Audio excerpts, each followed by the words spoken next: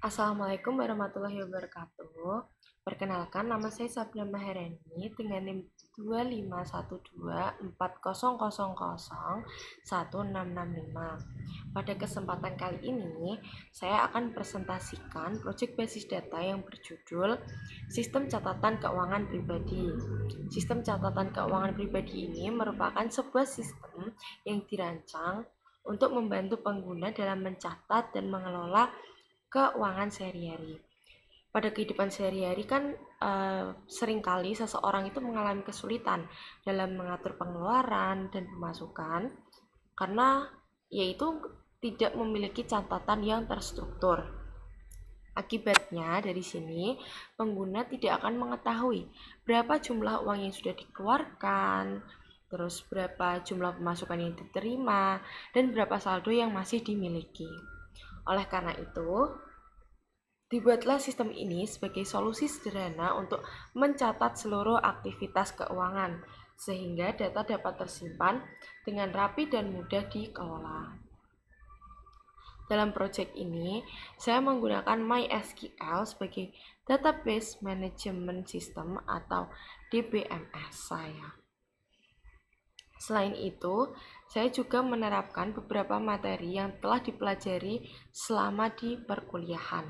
Mulai dari yang pertama, pembuatan database menggunakan DDL, pengelolaan data menggunakan DML, aplikasi Jrot, pencarian data menggunakan Select dan Where, hingga penggabungan data menggunakan Join. Sebelum masuk ke progres pembuatan database, saya akan menjelaskan terlebih dahulu mengenai perancangan basis data yang digunakan pada sistem ini. Nah, ini adalah diagram IRD yang merupakan diagram yang menggambarkan struktur database hingga hubungan antar entitas yang terdapat di dalam sistem. Dengan menggunakan IRD ini, kita dapat mengetahui tabel apa saja sih yang diperlukan dan atribut apa saja yang akan digunakan, serta hubungan antar tabel sebelum database dibuat. Di sini terdapat 3 tabel. Yang pertama ada user, transaksi, dan kategori. Di tabel pertama ini, tabel user itu digunakan untuk menyimpan data pengguna yang menggunakan sistem. Data ini diperlukan dan perlu disimpan agar sistem itu mengetahui siapa pemilik transaksi yang dicatat. Pada tabel user ini terdapat 3 atribut. Yang pertama ada ID user sebagai primary key, kemudian ada nama, ada email. Nah, pada atribut pertama ini ID user, dia berfungsi sebagai identitas unik setiap pengguna, makanya dia ada primary key. Kalau ditanya, kenapa sih harus menggunakan ID user? Karena dalam kehidupan nyata bisa saja terdapat 2 orang yang memiliki nama yang sama. Misalnya terdapat 2 pengguna bernama Andi dan masih banyak lainnya. Jika sistem hanya menggunakan nama sebagai pembeda, maka tentunya akan sulit melakukan transaksi. Pasti bakal bingung, ini Andi itu Andi yang mana gitu kan. Nah, makanya dibuat ID user sebagai identitas utamanya karena nilainya tidak boleh sama. Nah, atribut kedua ini adalah nama. Atribut ini tentunya digunakan untuk menyimpan nama penggunanya. Kemudian atribut yang ketiga itu email digunakan sebagai informasi tambahan mengenai pengguna. Selain itu, email juga sering digunakan sebagai sarana login pada sistem yang lebih besar juga. Kemudian yang kedua adalah tabel transaksi. Di sini memuat ID transaksi sebagai primary key. Kemudian ada tanggal, jenis, dia termasuk pemasukan atau pengeluaran, jumlah, keterangan, terus ada ID user sebagai foreign key dan ID kategori sebagai foreign key. Nah, selanjutnya di sini ada tabel kategori. Tabel kategori ini terdiri dari dua, yaitu ID kategori sebagai primary key dan nama kategori. Pada sistem ini itu terdapat dua relasi utama. Relasi pertama adalah hubungan antara user dan transaksi. Hubungan ini memiliki one to many, hubungan kardinalitas one to many atau satu ke banyak. Artinya satu pengguna ini dapat memiliki banyak transaksi. Begitupun yang kedua ini antara kategori sama transaksi. Artinya satu kategori dapat digunakan oleh banyak transaksi. Sebagai contohnya kayak kategori makanan dapat digunakan untuk transaksi makan pagi, makan siang maupun makan malam. Nah, dengan adanya relasi seperti ini, maka database itu bisa lebih terstruktur dan tidak terjadi pengulangan data yang tidak diperlukan. Nah, setelah adanya perancangan-perancangan ini,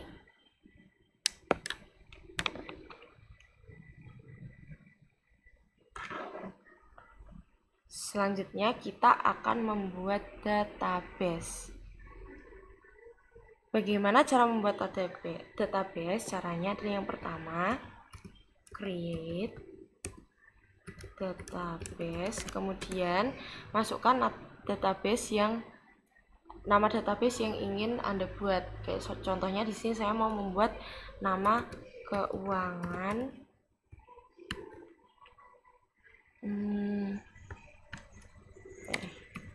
pribadi. Kemudian di akhir jangan lupa untuk selalu dikasih titik koma, karena jika tidak, kalau di enter nanti dia nggak akan selesai, nggak akan bisa ngerun gitu.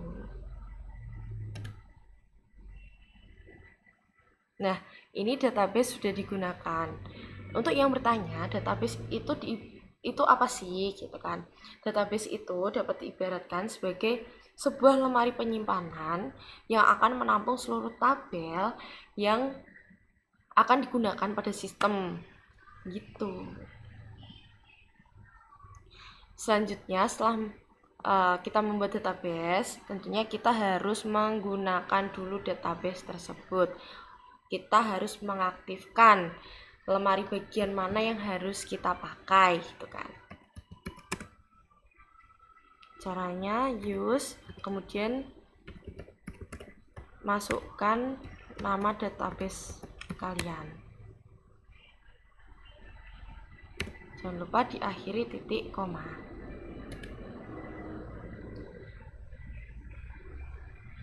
Nah, kenapa sih kita tuh harus menjalankan perintah seperti ini? Karena di dalam MySQL itu bisa terdapat banyak database sekaligus. Jika database tidak dipilih terlebih dahulu, maka MySQL tidak akan mengetahui tabel yang akan dibuat pada database itu yang mana gitu kan. Nah, setelah perintah ini dijalankan, seluruh tabel yang dibuat semua otomatis akan tersimpan dalam database keuangan pribadi ini. Setelah membuat database, kita akan membuat tabel. Yang pertama, kita akan membuat tabel user. Tabel itu sebenarnya buat apa sih? Nah, tabel ini digunakan untuk menyimpan data pengguna yang menggunakan sistem. Sekarang saya akan mengetik terlebih dahulu.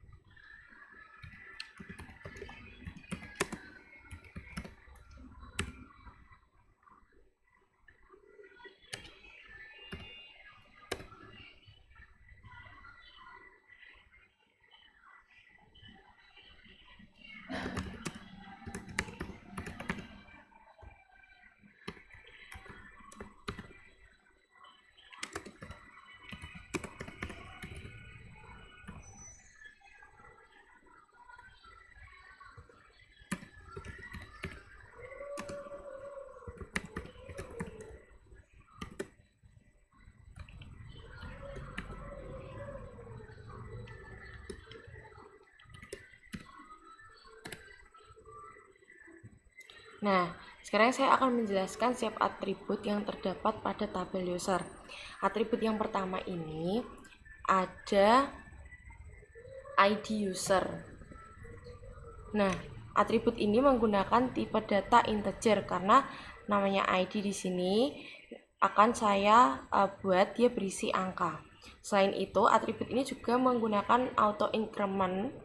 Apa sih auto increment itu? Nah, auto increment ini itu berfungsi untuk memberikan nomor secara otomatis ketika data baru ditambahkan.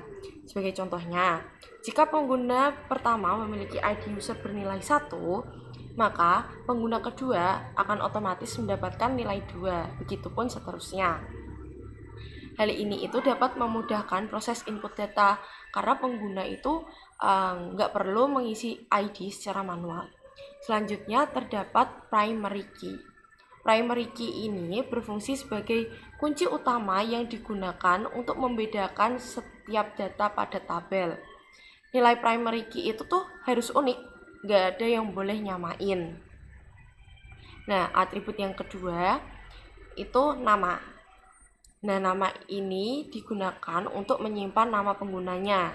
Jelas itu. Nah, tipe yang digunakan itu varchar dengan panjang maksimal 20 karakter. Kenapa saya memilih varchar? Karena data yang disimpan nanti itu berupa teks, makanya kita menggunakan varchar. Selain itu terdapat not null. Not null itu berarti kolom nama ini wajib diisi dan nggak boleh kosong. Hal ini itu digunakan agar setiap data yang tersimpan memiliki identitas yang jelas. Kemudian yang terakhir ada atribut email. Atribut email ini digunakan untuk menyimpan alamat email pengguna. Sama seperti nama, email itu menggunakan tipe data varchar karena akan berisi teks. Setelah seluruh atribut ini didefinisikan, kemudian perintah create table itu dijalankan sehingga ini di sini sudah berhasil, sudah query. Oke. Kemudian kita akan create table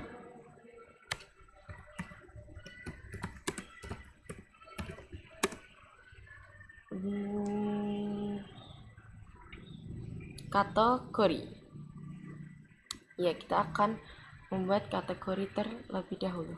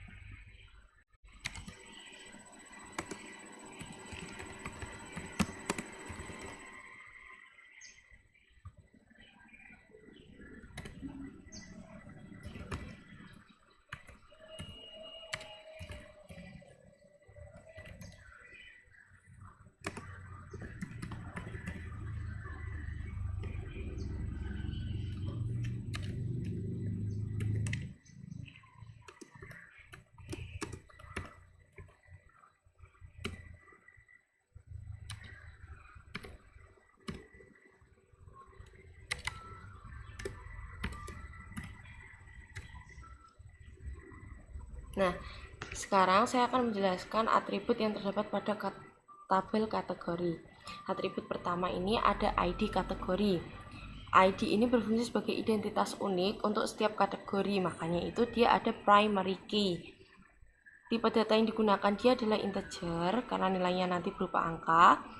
Kemudian ada auto increment agar nomor kategori ini bertambah secara otomatis ketika kategori baru ditambahkan. Selanjutnya yang kedua, atribut nama kategori. Atribut ini digunakan untuk menyimpan nama kategori yang nantinya akan ditampilkan kepada pengguna. Contohnya seperti ada kategori gaji, makanan, transportasi, dan belanja kayak gitu. Tipe data yang digunakan dia adalah varchar karena dia nanti berupa teks. Terus ada not null, artinya kategori ini tuh tidak boleh kosong. Ini setelah saya jalankan, dia kalau sudah begini berarti berhasil. Selanjutnya adalah membuat tabel transaksi.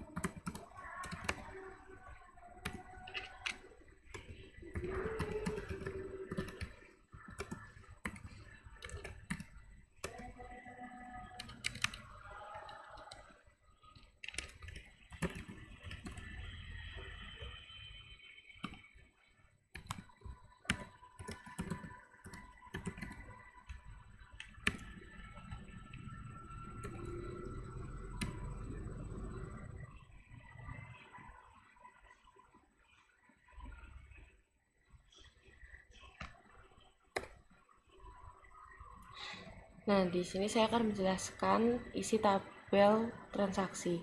Yang pertama, ada ID transaksi, berfungsi sebagai identitas unik di setiap transaksi nantinya.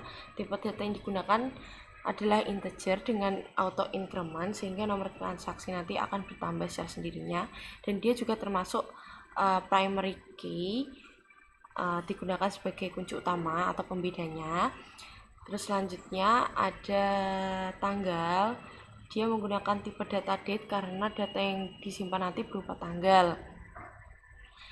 Dengan atribut artinya atribut tanggal ini nanti itu bisa memudahkan pengguna bisa mengetahui kapan sih transaksi dilakukan.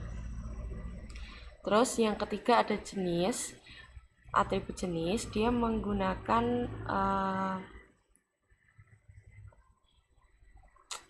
tipe data enum ya. Atribut jenis ini digunakan untuk menentukan apakah transaksi termasuk pemasukan atau pengeluaran nantinya. Enum dipilih karena hanya terdapat dua pilihan yang diperbolehkan, yaitu pemasukan dan pengeluaran. Kalau dia nanti ada input selain itu, berarti nggak bisa gitu. Terus atribut keempat itu nanti jumlah. Nah, atribut ini itu digunakan untuk menyimpan nominal uang yang masuk dari transaksi tadi, entah masuk atau keluar gitu kan. Tipe data yang digunakan dia di sini adalah desimal karena data berupa angka dengan kemungkinan dia itu memiliki nilai desimal. Di sini maksimal karakternya adalah 12 dan angka di belakang koma maksimal 2 karakter. Selanjutnya ada keterangan, ini untuk menjelaskan transaksi yang nantinya dilakukan. Contohnya seperti gaji bulanan, makan siang, atau belanja bulanan. Terus dia di sini ada ID user. Atribut ini nanti merupakan foreign key yang menghubungkan tabel transaksi nanti dengan tabel user. Dengan adanya ID user, sistem dapat mengetahui transaksi tersebut itu nanti milik siapa. Kemudian atribut yang ketujuh ada ID kategori. Nah, dengan adanya kategori ini juga termasuk foreign key yang menghubungkan nanti tabel transaksi dengan tabel kategori.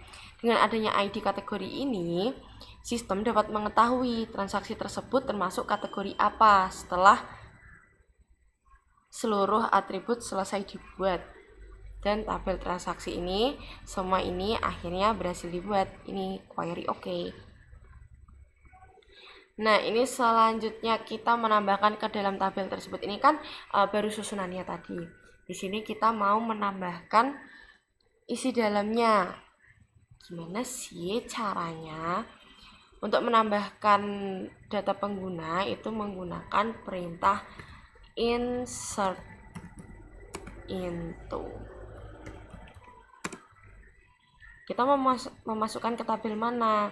Contoh aja kita mau ke tabel user terlebih dahulu. Nah, nanti yang dimasukkan urutannya adalah nama dan email. Untuk yang bertanya, kenapa ID user nggak dimasukkan? Harusnya kan ID user, nama, baru email dulu. Nah, itu tadi gunanya auto increment. Nanti dia otomatis bakal masuk dengan sendirinya. Kemudian values, selanjutnya tinggal masukkan saja namanya, berarti contoh saja Sabrina gitu ya. Emailnya sabrina@gmail.com.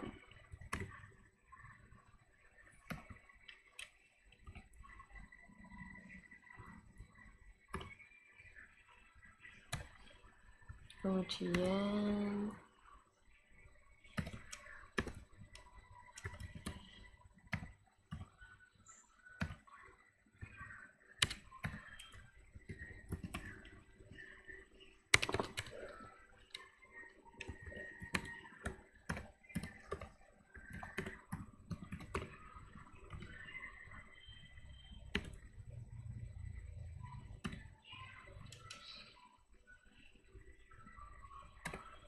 nah, ini sudah berhasil dimasukkan. Insert into ini digunakan kan untuk masukkan data baru ke dalam tabel. Di sini saya mengambil menambahkan dua data pengguna yang nantinya akan tersimpan dalam tabel user. Kemudian saya akan menambahkan data ke tabel kategori. Perintahnya juga sama. Insert into tabelnya, nama tabelnya adalah kategori. Nah, urutan yang mau aku masukin itu langsung ke nama kategori. Di sini lagi-lagi yang ID nggak usah dimasukin, nggak usah ID, koma, terus nama gitu, nggak usah, karena dia udah punya auto increment sendiri.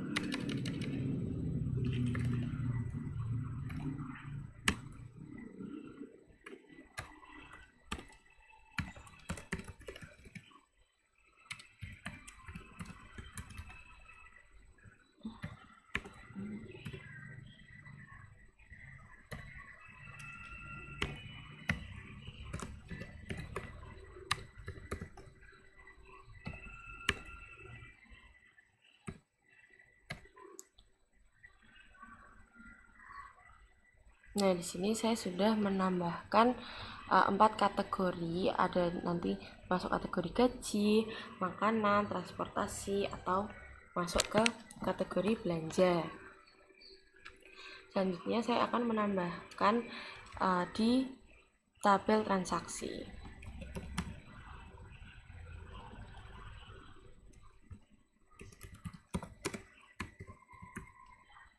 Insert into transaksi.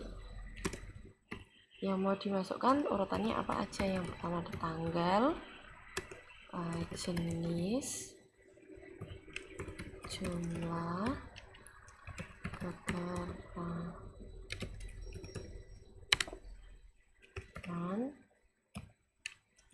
ID,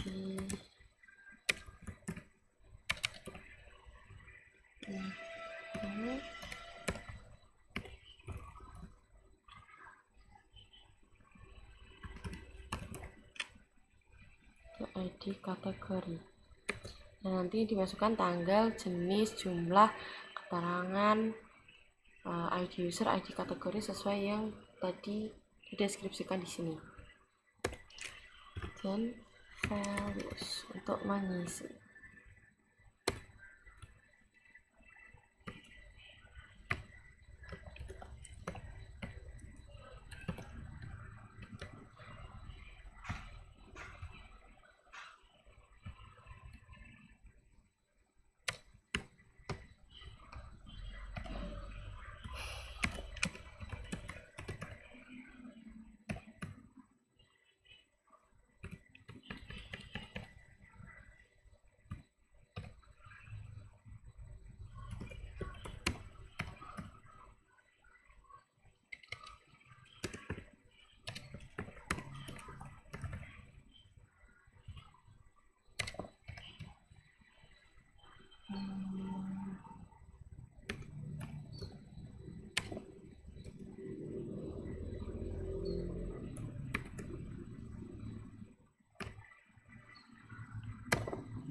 Nah, di sini saya masukkan tanggalnya 2026 dan 6 tanggal 1. Dia termasuk ke jenis pemasukan.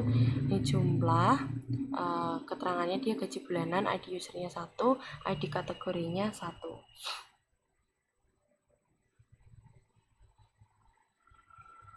Kenapa di sini harus dimasukkan? Karena sudah dijelaskan bahwa di sini dia tidak termasuk ke auto increment, nggak ada auto incrementnya. Tadi di atas juga nggak ada nih, sini nggak ada, makanya harus manual. Terus kenapa di sini petik, terus di giliran bagian jumlah dia enggak, user enggak, kategori enggak? Karena petik itu berlaku kalau dia nanti tipe datanya char atau varchar, kayak teks-teks gitu. Kalau misal integer, desimal, pokoknya yang angka-angka itu enggak usah pakai tanda petik gitu.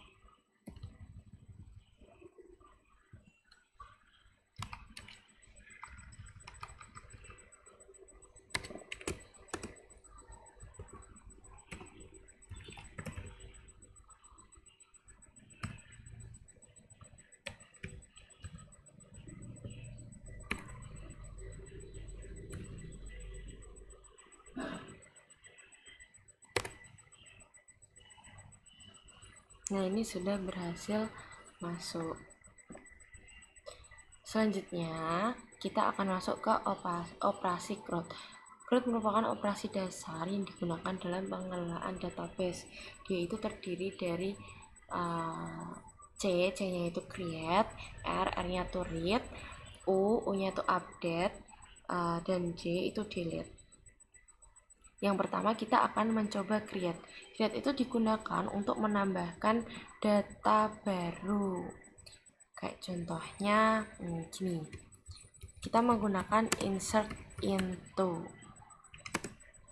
Misal kita mau menambahkan ke kategori bagian kolom nama kategori. Nah, terus isinya apa? Valuesnya itu hiburan.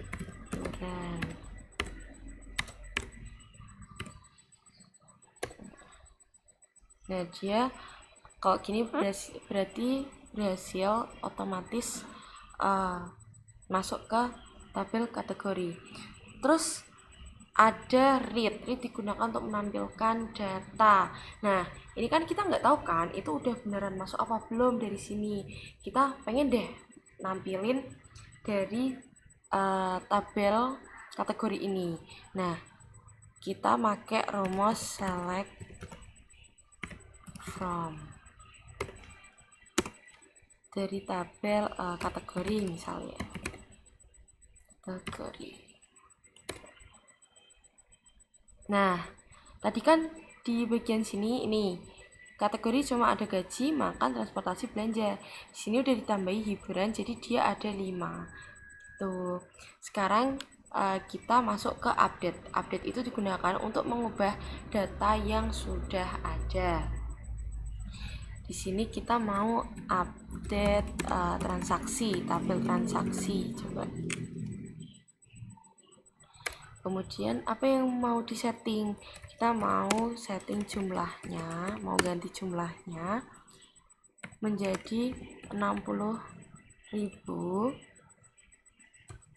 pada ID transaksi yang kedua. Gini.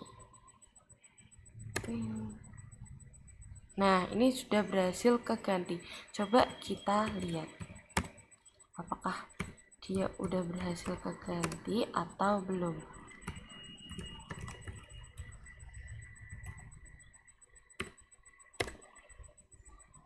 Nah, di sini udah terganti 60.000, padahal saat kita memasukkan tadi di sini tertera 50.000.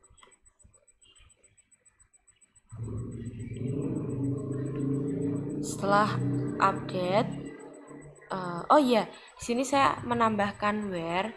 Where itu digunakan agar hanya data tertentu aja yang dirubah. Kayak ini kan istilahnya kita mau update tabel transaksi dengan menyeting jumlah 60.000 di mana tertera pada ID transaksi kedua aja.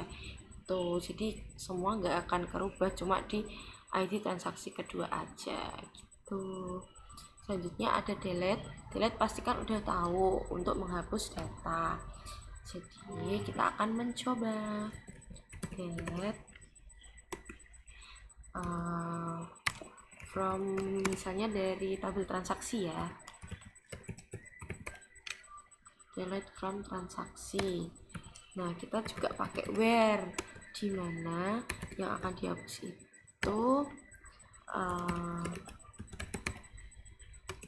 ID transaksi yang ketiga. Kebanyakan. Gini.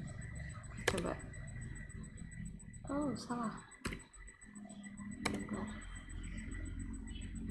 Maaf ya, ini error karena tadi kepencet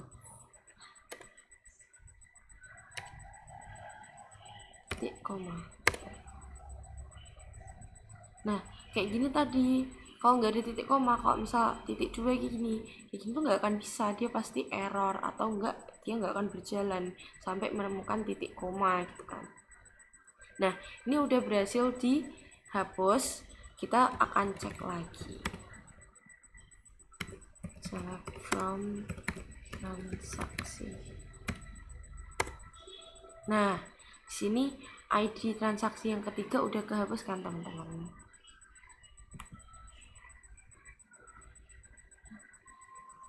Ini diperbesar aja.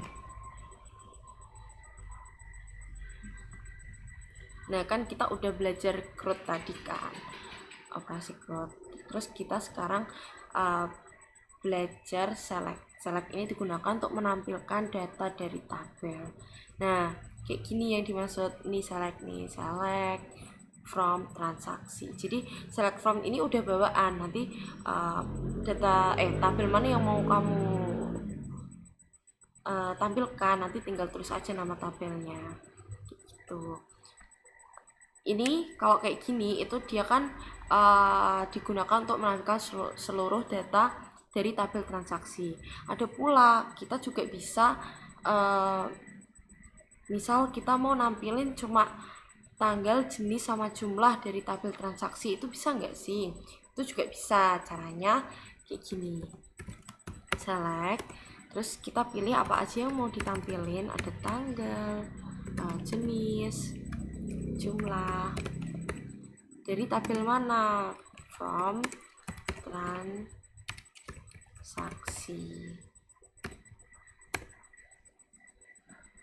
Nah, dia tampilkan hanya tanggal, jenis, dan jumlah sesuai dengan permintaan kita tadi. Terus selanjutnya ada where. Where itu digunakan untuk menyaring data berdasarkan kondisi tertentu. Contohnya, ini kita mau menampilkan data dari tabel transaksi yang dimana jenisnya hanya pengeluaran. Berarti nanti yang ditampilkan yang jenisnya pengeluaran aja, yang pemasukan nggak akan ditampilkan gitu ya. Berarti caranya select from transaksi where, dimana yang ditampilkan nanti hanya jenis,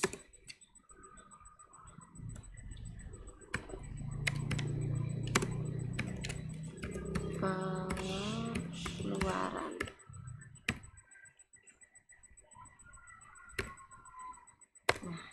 Nah, ini tadi kan ada pemasukan juga, karena kita mintanya hanya pengeluaran yang ditampilkan, maka yang ditampilkan hanya dua ini gitu. Terus selanjutnya kita akan masuk ke operator logika. Operator logika itu ada apa aja sih gitu kan. Operator logika di sini itu ada and, ada or, terus ada not. Sini kita bakal nyoba yang pertama dulu deh. Oh iya, buat yang belum tahu, operator logika ini digunakan buat apa? Operator logika itu digunakan ketika pengguna ingin membuat kondisi yang lebih kompleks. Contohnya, ini pertama kita bakal nyoba operator AND. Gini deh, select.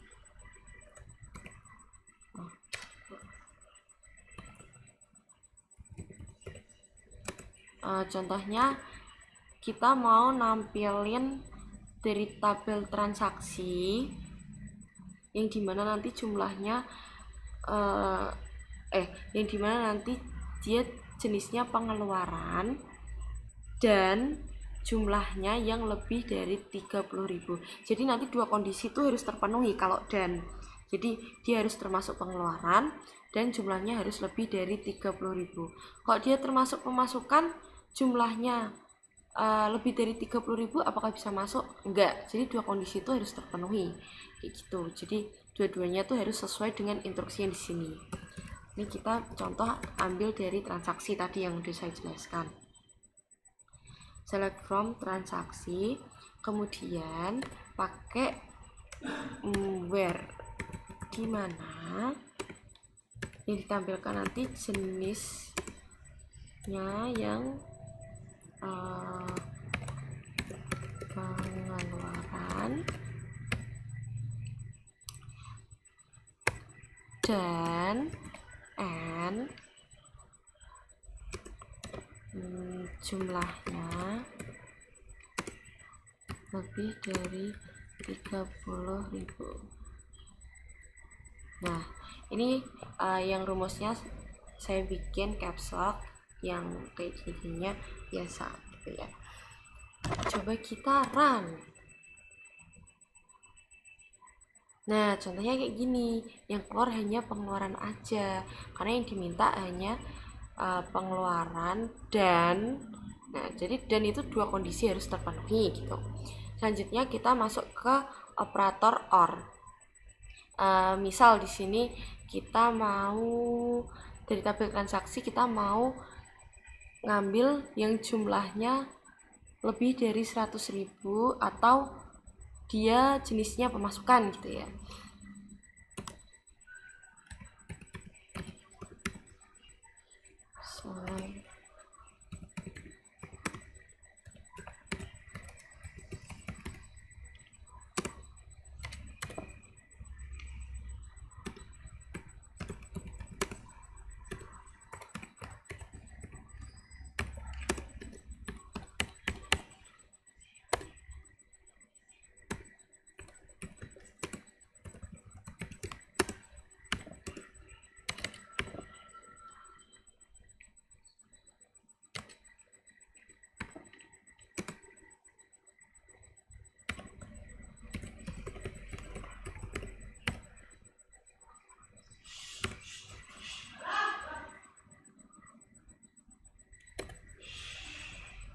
Nah, ini bedanya kalau OR sama AND. OR itu salah satu kondisi terpenuhi, kayak cukup salah satunya itu dia udah masuk.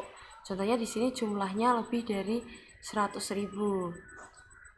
atau jenisnya pemasukan. Berarti di sini pengeluaran juga bisa masuk asal memenuhi syarat jumlah. Di sini jenis juga bisa masuk yang pemasukan itu karena jumlahnya juga lebih dari 100.000. Terus yang ketiga kita masuk ke operasi NOT. NOT itu digunakan untuk menampilkan data yang bukan yang kita mau, paham nggak? Jadi misal kita di tabel transaksi kita pengen menampilin data yang nggak pengeluaran, nggak termasuk jenis pengeluaran gitu. Bisa dengan pakai operator NOT. Kita coba aja. Select from transaksi.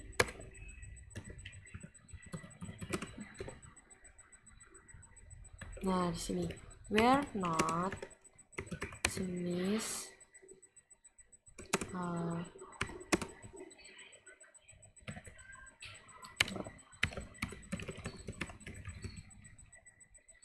pengeluaran aja deh, dari tadi udah pemasukan.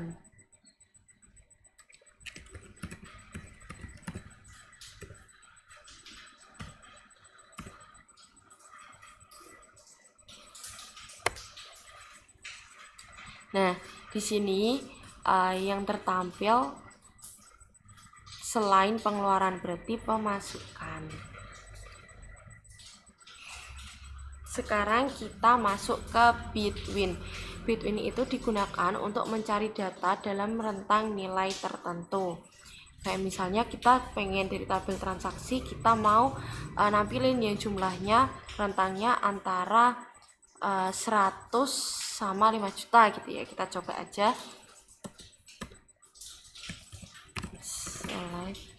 Kita selalu pakai select from karena kita mau menampilkan. Jadi tadi kalau menampilkan kan maaf tipe.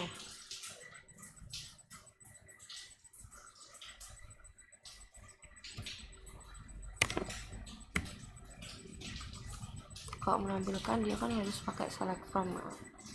Nah, jadi kita mau nampilin where dimana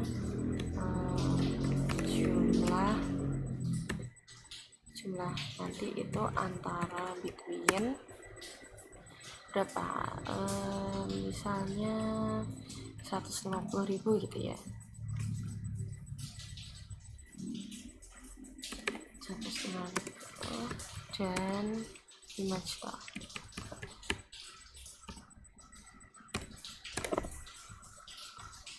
Nah, dia akan menampilkan antara 150.000 sampai dengan 5 juta. Di sini ada duet. Between ini juga sangat membantu sih ketika pengguna itu ingin mencari transaksi berdasarkan rentang nominal tertentu. Selanjutnya ada in. In itu digunakan untuk mencari beberapa nilai sekaligus. Contohnya, kita dari tabel kategori, kita mau dari tabel kategori mau ambil yang kategori makanan sama belanja gitu ya. Kita coba from kategori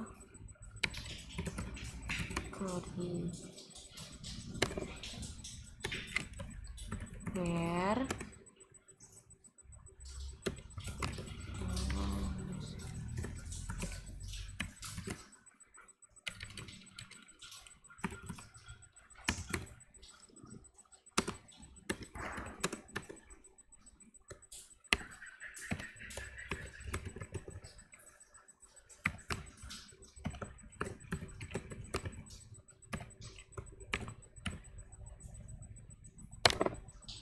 Nah, ini kita yang mau menampilkan nilai yang nilainya makanan sama belanja aja di tabel kategori. Terus di sini juga apa ya? Ada like. Ada operator like. Like itu digunakan untuk pencarian pola teks. Maksudnya gimana sih? Nih, tak kasih contoh aja. Nanti tak jelasin. From kategori where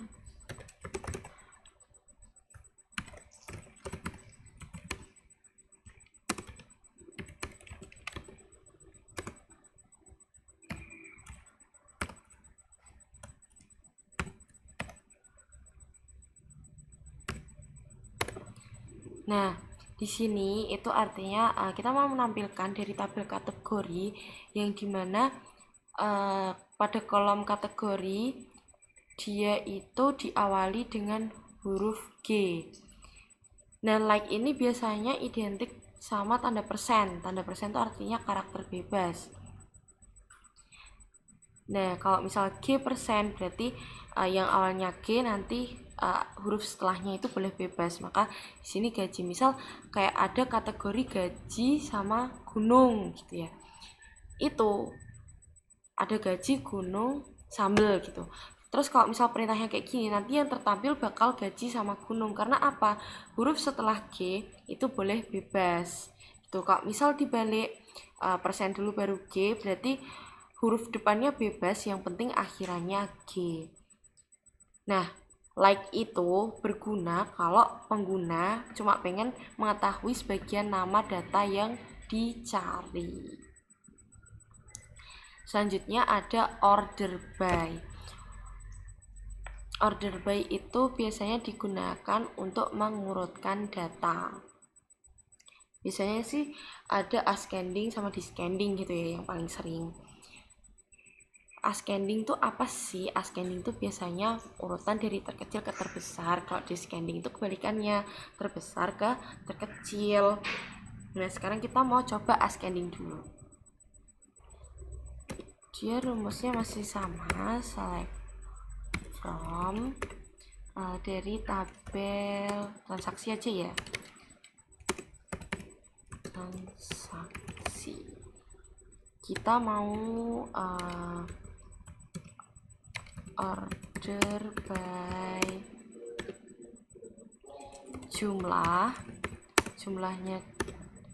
jumlahnya ini mau diurutin dari ascending, dari terkecil ke terbesar.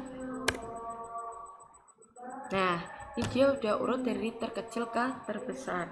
Kemudian sebaliknya kita mau coba yang dari terbesar ke terkecil, berarti pakainya descending atau DESC di sini. Nah, dia sudah urut dari besar ke kecil. Selanjutnya kita masuk ke join.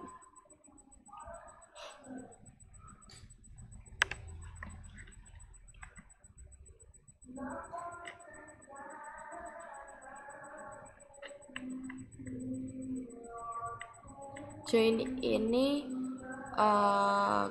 kita apa ya?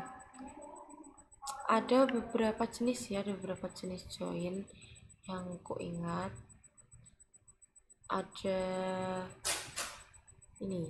Oh iya, sebelumnya aku mau jelasin dulu, Deng. Join itu perintah yang digunakan untuk menggabungkan data dari beberapa tabel yang saling berhubungan.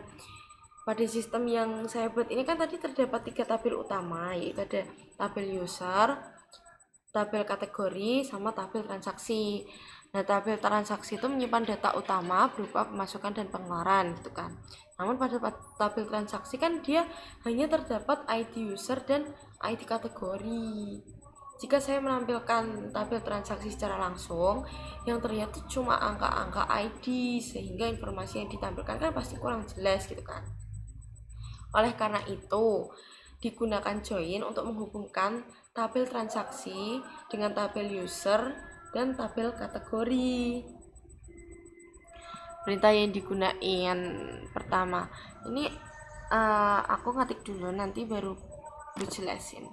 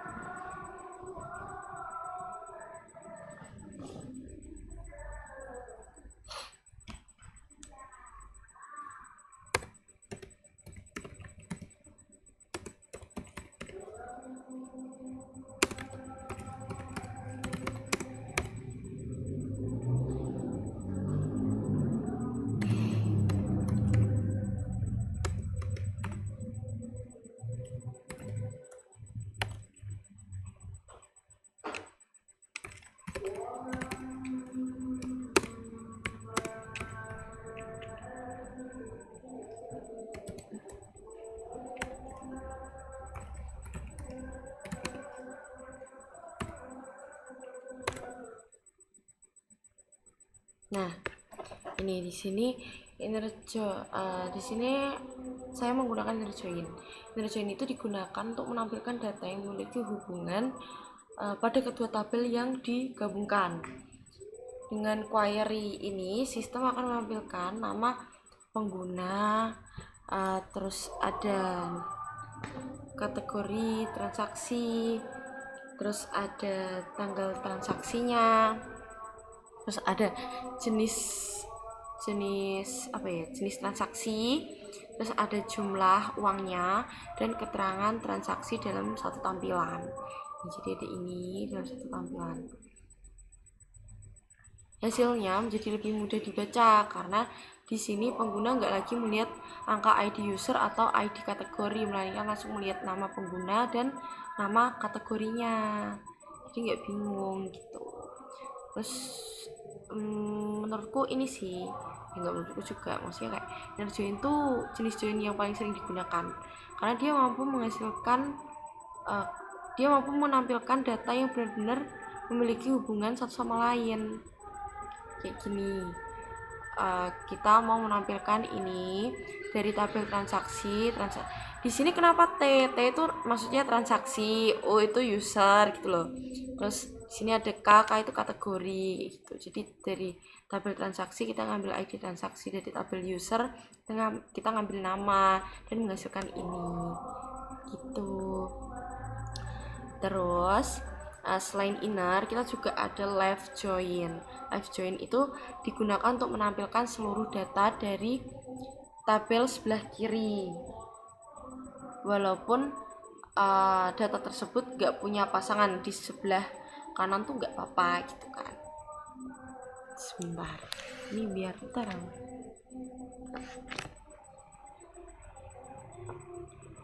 Selanjutnya kita mau nyoba left join-nya ya. Left join-nya ini saya ketik dulu, nanti saya jelaskan.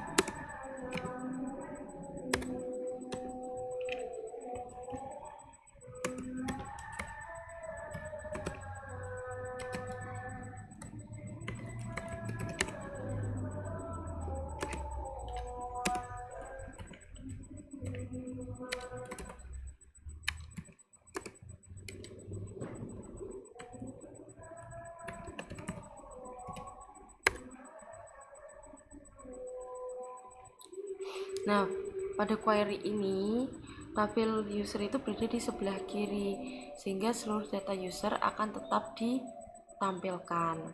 Misalnya terdapat pengguna yang belum pernah melakukan transaksi sama sekali, kayak contohnya di sini Andi. Walaupun belum punya transaksi, data pengguna tersebut tetap muncul pada hasil query. Hal ini itu merupakan perbedaan utama antara left join sama inner join. Left join itu biasanya digunakan ketika kita ingin memastikan bahwa seluruh data pada tabel utama tetap ditampilkan meskipun belum memiliki pasangan pada tabel lain. Terus selanjutnya ada right join. Right join itu kebalikan dari left join. Jika left itu memprioritaskan tabel yang berada di sebelah kiri, maka right itu memprioritaskan tabel yang berada di sebelah kanan.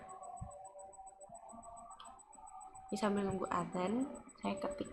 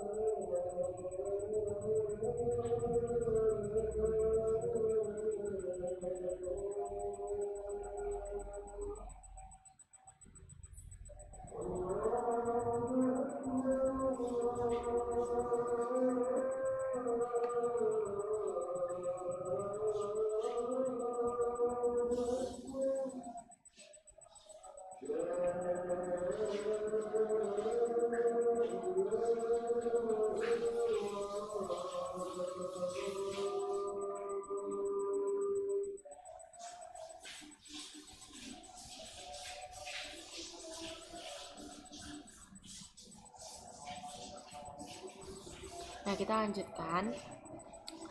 Karena menggunakan right join di sini, maka seluruh data transaksi itu akan ditampilkan di tabel ini. Walaupun terdapat data transaksi yang tidak memiliki pasangan pada tabel user, data transaksi tersebut tetap akan muncul. Nah, right join itu jangan digunakan pada sistem sederhana, namun dia tetap penting untuk dipahami karena kan masuk ke salah satu jenis join yang ada pada SQL kan. Nah, di sini kan terlihat ya bedanya. Sini left, ini right. Jadi di sini dari tabel user transaksinya itu join ke sebelah kiri. Gitu. Jadi tabel transaksinya itu jadi sebelah kiri.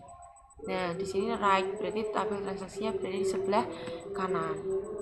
Nah, dan yang terakhir ada cross join. Cross join itu biasanya digunakan untuk menghasilkan seluruh kombinasi data antara dua tabel. Contohnya, jika terdapat 2 user dan 4 kategori, maka hasil cross join akan menghasilkan 8 kombinasi data.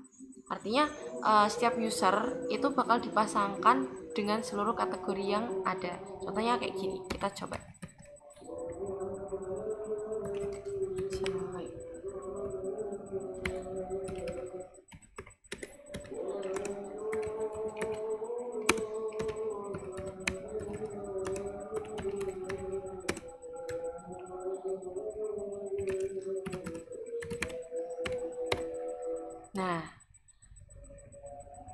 dari user ke kategori kan ada ini Kak.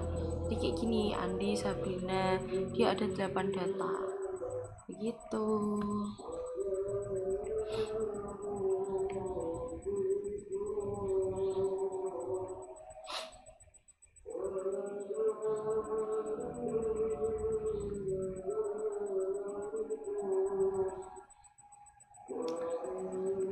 Baiklah, demikian proses implementasi basis data pada sistem catatan keuangan pribadi yang telah saya buat.